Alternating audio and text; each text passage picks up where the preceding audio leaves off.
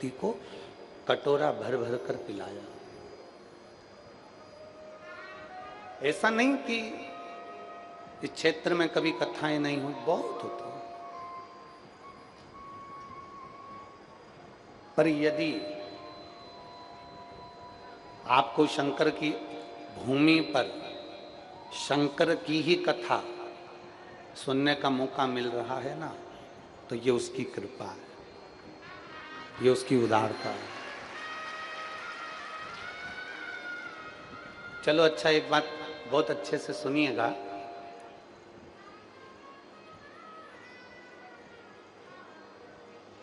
किसी के घर में जाकर अगर कोई कहे ना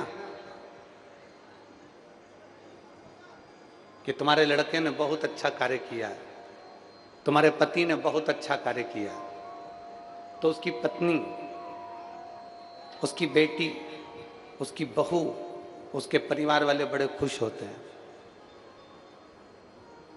आज सबसे बड़ी प्रसन्नता का विषय ये है कि हम देवाधिदेव महादेव के घर में बैठकर उनका गुणगान कर रहे हैं और उन्होंने जो जो किया है उसका बखान कर रहे हैं कि बाबा ने हमको क्या किया।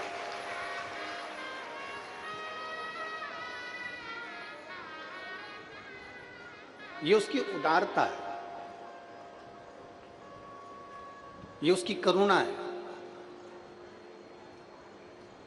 और बिना करुणा के कोई नहीं बैठ सकता। किसी की सामर्थ्यता नहीं है कि कोई पंडाल में जाकर बैठे या टीवी के सामने बैठे और कथा को सुने। कल एक पत्र था, समय थोड़ा सा कम था इसलिए हम उस पत्र का जवाब नहीं दे पाए। उस पत्र में एक बहन ने लिखा कि भगवान से हमारा संबंध क्या होना चाहिए।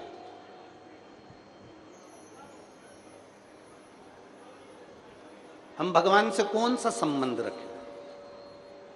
तो हमने कई बार शिव महापुराण की कथा में कहा कि भोले बाबा को आप अपना बाप मान लो, आपका पिता मान लो, और शंकर जी के जब जब मंदिर जाओ तो ये सोचकर जाना कि मैं अपने मायके में जाकर अपने पिता से मिलकर आ रही हूं, अपने पिता से। और मान लो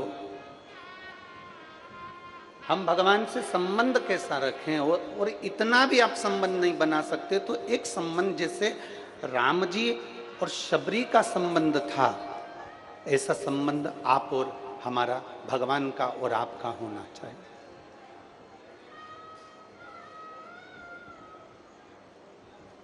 शबरी का और राम जी का संबंध कैसा था? शबरी को गुरुजी ने कह दिया था कि भगवान आएंगे। शबरी को गुरुजी ने कह दिया था कि राम आएंगे। शबरी को गुरुजी ने कह दिया था कि भगवान का दर्शन तुझे यहां होगा। तो शबरी रात दिन भगवान की इंतजार करती थी। गुरु मातंग बाबा ने ये नहीं कहा था शबरी को कि राम परसों आएंगे, कि कल आएंगे, कि नरसों आएंगे, कि 3 तारीख को आएंगे, कि 4 तारीख को आएंगे, कि 8 तारीख को आएंगे, कि 9 तारीख को आएंगे, कि 10 तारीख को आएंगे। ये नहीं बोला था। बस मातंग ऋषि ने शबरी अम्बा से कह दिया था कि राम, जम के बोलो जरा, पर यह नहीं बताया कि कितनी तारीख को आएंगे, कब आएंगे, कैसे आएंगे, किस जगह पर आएंगे।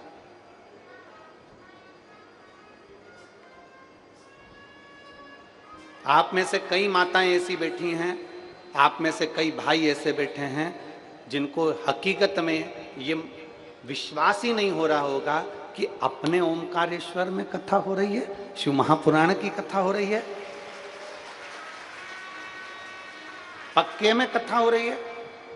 और पूरे ओमकारेश्वर में जितने मेरे भगवान देवाधिदेव महादेव की शरण में जितने परिवार रहते हैं और मानधाता की इस पवित्र भूमि पर जितने जितने लोग रहते हैं, जितने जितने शिव भक्त रहते हैं, इनके पास में दूर दूर से फोन आए होंगे। क्यों? हमने सुना है ओमकारेश्वर में कथा हो रही है, क्यों? हमने सुना है ओंकारेश्वर में शिव महापुराण की कथा होने जा रही है। क्यों? हमने सुना कि मानधाता की नगरी में शिव महापुराण की कथा होने जा रही है। कितने कितने बड़वाई वालों से पूछो कितने फोन आए होंगे, यहाँ आसपास में बूंदी वालों से, खंडवा वालों से, हरसुद वालों से, इधर आसपास वालों से, सबसे पूछो कितने फोन आए होंगे कि लोगों ने पूछा होगा क्यों कथा हो रही है, क्यों कथा हो रही है? क्योंकि विश्वास नहीं था। शबरी को मातंग बाबा ने कह दिया था कि राम आएंगे, वो बस उसका इंतजार करती रही कि राम आएंगे, राम आएंगे, राम आएंगे। इंतजार में लगी रही, इंतजार में लगी रही। रोज रंगोली डाल देती, बुआरी काट देती, झाड़ू लगा देती, सफाई कर देती और इंतजार करा करती, बहुत इंतजार करती।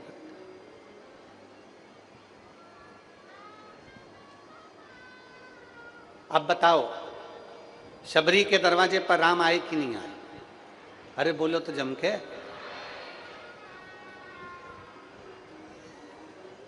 आपके लिए ओमकारेश्वर बाबा ने शिव महापुराण बुलाई कि नहीं बुलाई? आपके लिए।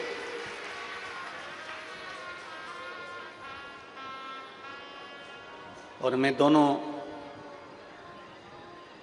श्री नारायण पटेल जी विधायक जी को और श्री सचिन बिरला विधायक जी को धन्यवाद देता हूं। दोनों विधायकों ने और पूरी पंचायत ने, यहाँ के जो सरपंच हैं, यहाँ के जो व्यवस्थापक हैं, यहाँ के एसपी, कलेक्टर, कमिश्नर आदि, टीआई, कांस्टेबल जितने भी हैं, सब ने बहुत बहुत सुचारू रूप से उसका इंतजार किया, आएगा। राम जी और शबरी का जो संबंध है, ऐसा संबंध हमारा होना चाहिए। तुमने सुन लिया कथा में कि एक लोटा जल चढ़ाने से तकलीफ मिटेगी। अगर गुरु के वचन पर शबरी ने विश्वास करा, मातंग ऋषि के वचन पर, तो राम जी के वचन अर्थात गुरु के वचन पर जब भरोसा करा, गुरु के वचन पर जब विश्वास करा, तो राम जी को शबरी के दरवाजे पर आना पड़ा। आपका विश्वास जिस दिन दृढ़ हो जाएगा, आपका भरोसा जिस दिन पक्का हो जाएगा और आपने सोच लिया कि मैंने गुरुजी के मुख से सुना है, एक बेलपत्री खाने से रोग निवारण होता है, एक बेलपत्र खाने से कैंसर जैसा रोग भी समाप्त हो जाता है, एक बेलपत्र खाने से किडनी, लीवर तक काम करना प्रारंभ कर देती है, एक लोटा जल भगवान देवादिदेव महादेव को चढ़ाकर आचमन करने से सारे रोग मिट जाते हैं। जब तुमने पक्का भरोसा कर लिया कि सफेद आंकड़े की जड़ कमर में बांधूंगी, मेरी संतान होगी, पशुपति व्रत करूंगी, मेरा काम हो जाएगा, मैं बाबा को बेलपत्री के पेड़ के नीचे ब्राह्मण के जोड़े को भोजन कराऊंगी, मेरी गोद भरा जाएगी, ये सब कुछ आपने एक विश्वास के साथ, एक भरोसे के साथ पक्का मान लिया, विश्वास पक्का कर लिया, तो मेरे ओंकारेश्वर बाबा को भी तुम्हारे वचन को पक्का करने के लिए आकर तुम्हारी गोदी भरना है। एक भरोसा पक्का करो, एक विश्वास पक्का करिए। और तेरा ही दिया मैंने खाया पिया है, तेरा शुक्रिया, तेरा शुक्रिया, मुझे भोले बाबा बहुत दे दिया है, तेरा शुक्रिया, तेरा शुक्रिया। ये जायदाद दी है, औलाद दी है, मुसीबत में हर वक्त इमदाद दी है, तेरा ही दिया मैंने खाया पिया है, तेरा शुक्रिया, तेरा शुक्रिया, तेरा शुक्रिया, तेरा शुक्रिया। ये उसकी कृपा से मिला, ये उसकी दया से मिला, उसकी करुणा से मिला।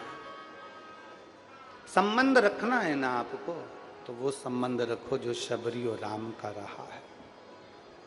संबंध रखना है आपको तो वो संबंध रखो जो एक बेटी, एक बेटा और एक बाप का होता है। एक संबंध रखो, बिना संबंध के कुछ नहीं, कुछ।